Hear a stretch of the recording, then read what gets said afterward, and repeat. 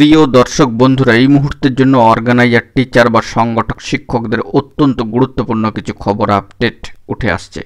এই মুহূর্তে দাঁড়িয়ে মহামান্য কলকাতা হাইকোর্টে কেসের সবথেকে বড় খবর এবং কেস স্ট্যাটাস কিন্তু উঠে আসছে কোর্ট সূত্রে। অবশ্যই বিগ ব্রেকিং আপডেট, তাই আর্জেন্ট ভিত্তিতে এই ভিডিওটা কিন্তু আপনাদের জন্য ক্রিয়েট করতেই হচ্ছে। বন্ধুরা, ভিডিওটিকে একদম শেষ পর্যন্ত দেখে নেবেন এবং অতি অবশ্যই চ্যানেলটিকে সাবস্ক্রাইব করে নিয়ে সঙ্গে থাকবেন। আপনারা জানেন যে আমরা কিন্তু ভিউজের জন্য ভিডিও করি না, অথেন্টিক ইনফরমেশন আপনাদের সামনে প্রোভাইড করি।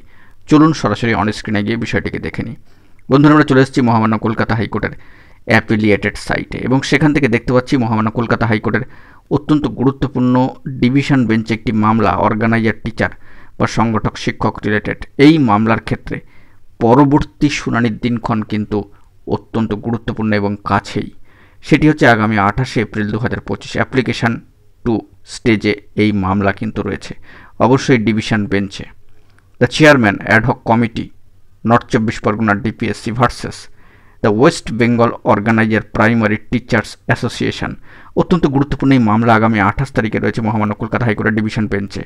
বড়সড় নয়া মোড় চলে আসতে পারে, তবে কোর্ট ম্যাটার অগ্রিম কিছু বলা মুশকিল, কি হয় না হয়। গতদিন একটি অর্ডার কপি উঠে এসেছিল, আপনাদের সামনে রেখেছিলাম। তো আগামী 28 তারিখের দিকে আমাদেরকে ফোকাস রাখতে হবে। অত্যন্ত গুরুত্বপূর্ণ এই মামলা। 28 এপ্রিল 2025-এর নেক্সট হিয়ারিং ডেট শিডিউল কিন্তু রয়েছে।